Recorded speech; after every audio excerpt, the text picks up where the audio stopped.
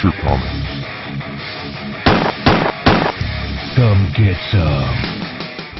Hey everybody, Punisher Comics here, and I know what you're thinking. Wait a minute, it's Monday, and he's doing a video?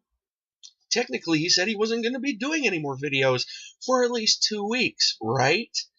Well, I figured that I could give you guys at least one last video before I go on vacation, so here we are.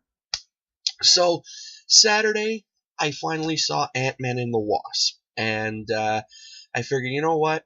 If I'm going to do one last video, let's make it a movie review.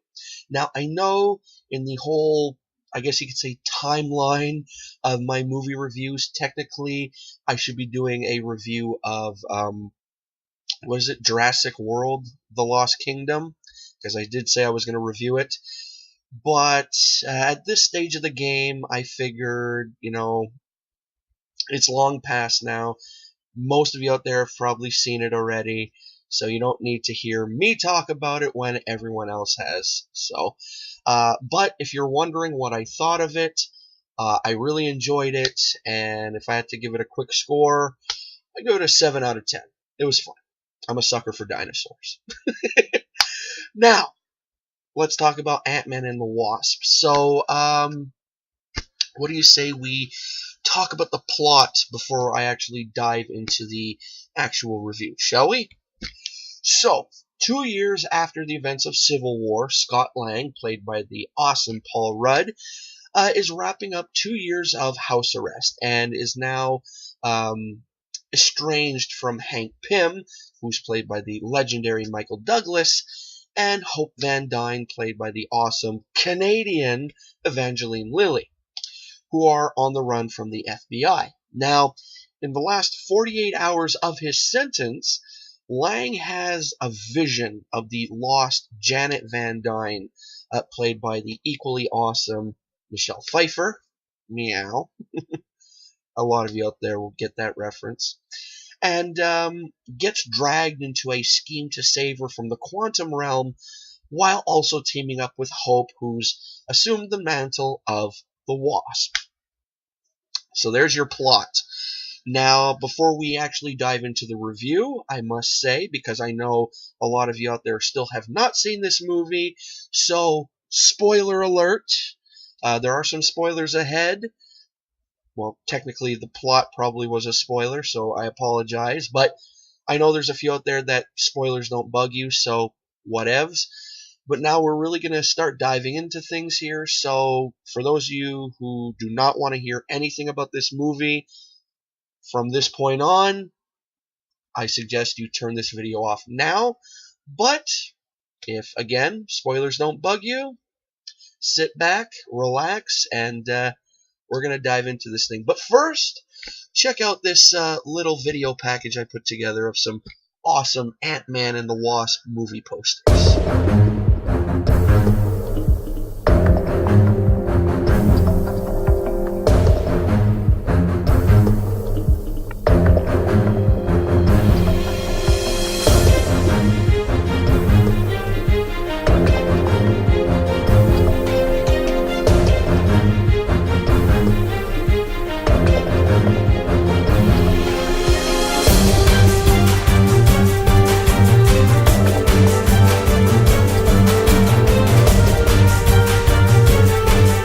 Alrighty, so now that you saw that little picture clip, are you ready to really dive into this review and whatnot?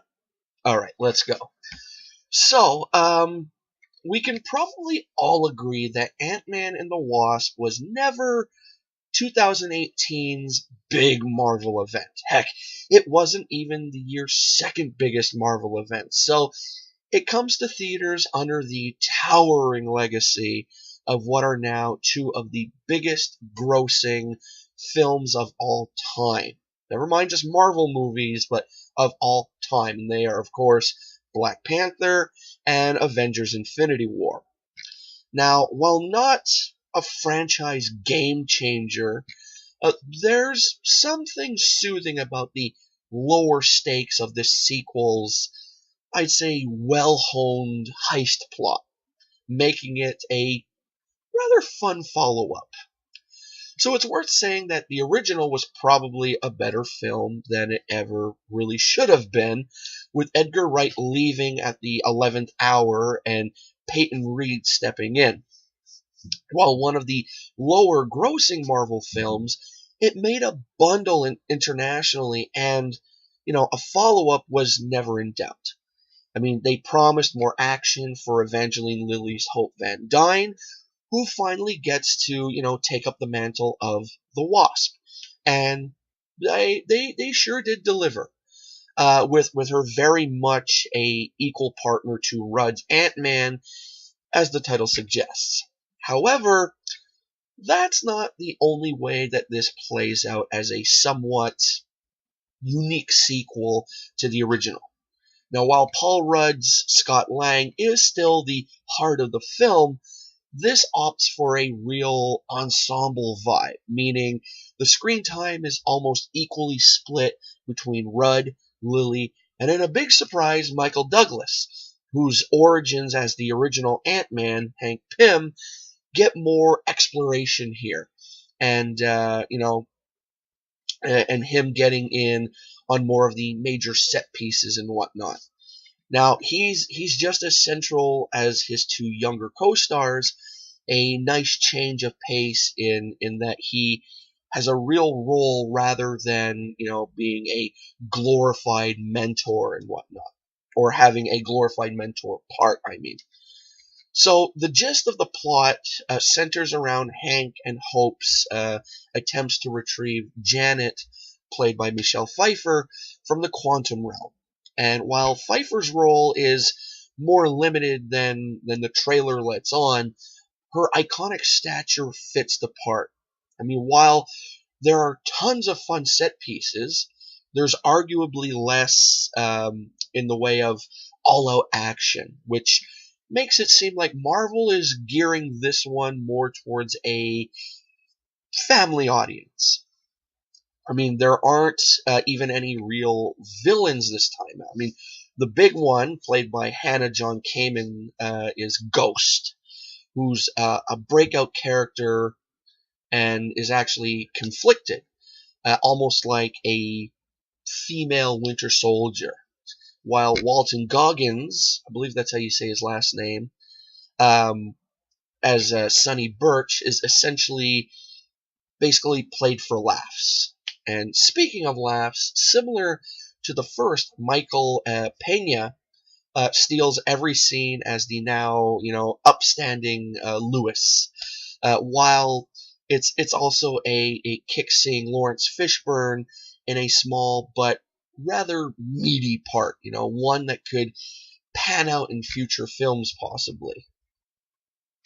I also liked the Christopher Beck score, which is among the better recent Marvel soundtracks, while Rudd, who has a writing credit in this movie, gets even more chance to play to his laid-back persona, making this a easy sell even to non-Marvel fans. Although, looking at the box office stats for the last few movies, does such a thing really exist? Now, while this is for sure a lower-key Marvel outing, it's nonetheless slick and fun. And Lilly, Rudd, and Douglas make for a very, I'd say, compelling team. The Ant-Man series almost plays like a breath of fresh air, given how mighty Black Panther and Infinity War were, and even if it's unlikely to become a major favorite the way those will, Marvel's got this stuff, I think, down to a science.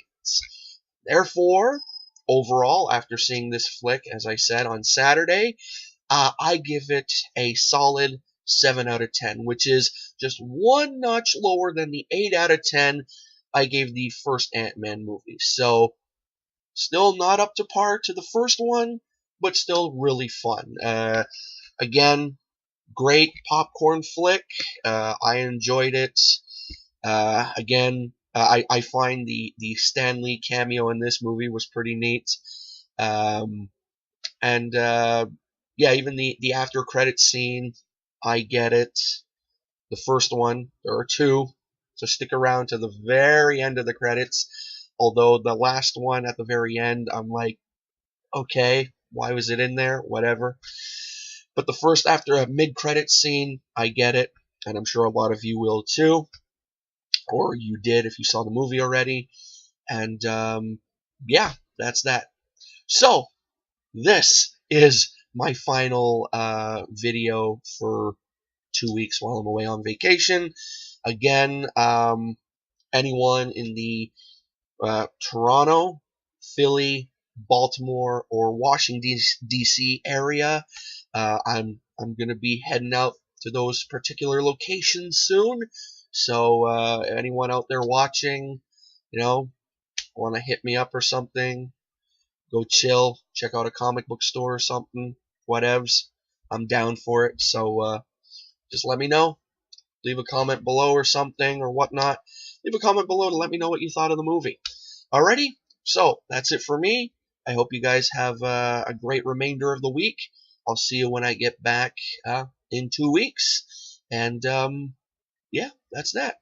So I hope you enjoyed this quick movie review. If you did, give her a thumbs up. If not, give her a thumbs down. And if you enjoy movie reviews like this one, check out the playlist I put together of all my other movie reviews. As well, while looking around my channel, make sure to comment on any video you like, because I love reading them as well as answering them. And also, while looking around, make sure to like or dislike any video you watch. Yes, I did say dislike, because let's face it, no one's perfect, right? And then, when all is said and done, before leaving, make sure to click that subscribe button. Alrighty, so that's it for me. Just a quick little follow-up for those of you who are curious what the next movie I'm going to be reviewing.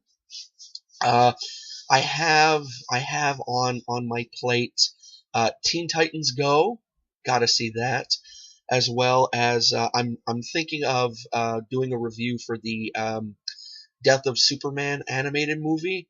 I still got to give that a watch. And of course, possibly Mission Impossible. So yeah, those are some next upcoming reviews. So yeah, that's it. Alrighty, folks. So I will see you guys next time. And well, you know the routine. I'm Punisher Comics, and I am out.